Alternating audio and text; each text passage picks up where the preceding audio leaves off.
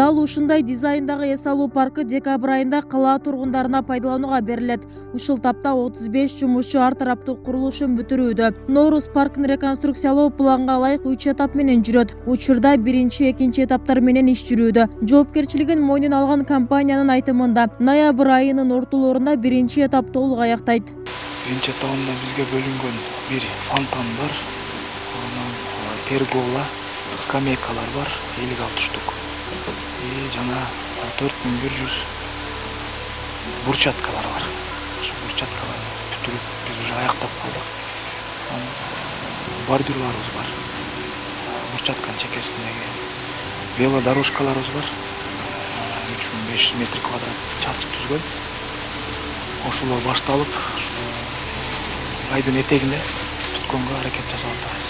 Жалал-Абад шаарынын Спутник кичи шаарчасында орун алган бул эс алуу паркы 8 гектар аянтты ээлейт. Мында түнкү жарыктандыруу жана вело жолдор да болот. Андыктан аянт бир гана балдар үчүн эмес, жалпы тургундарга ылайыкташкан. Анын курулушуна 45 миллион сом каражат сарпталып, буйрутманы Жалал-Абад шаардык капитал курулуш башкармалыгы берген.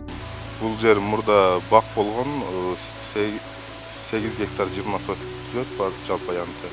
Азыр бүгүнкү күндө бурчатка басуу иштери жүрүп жатат, велодорожкалар курулуп жатат, отургучтар, жарыктандыруу, фонтан, күн сааты ушул иштери курулуп жатат. Парктын курулушу менен мэр Эрнисбек Ормуков баштаган жергиликтүү бийлик өкүлдөрү да таанышты. Текшерүү учурунда бир нече кемчилдиктер байкалган. Кала башчысы курулуштун сапатына көңүл буруп, бир топ эскертүүлөрдү берген. Кемчилдиктерди тез арада жоюу тапшырмасы коюлганын айтышат.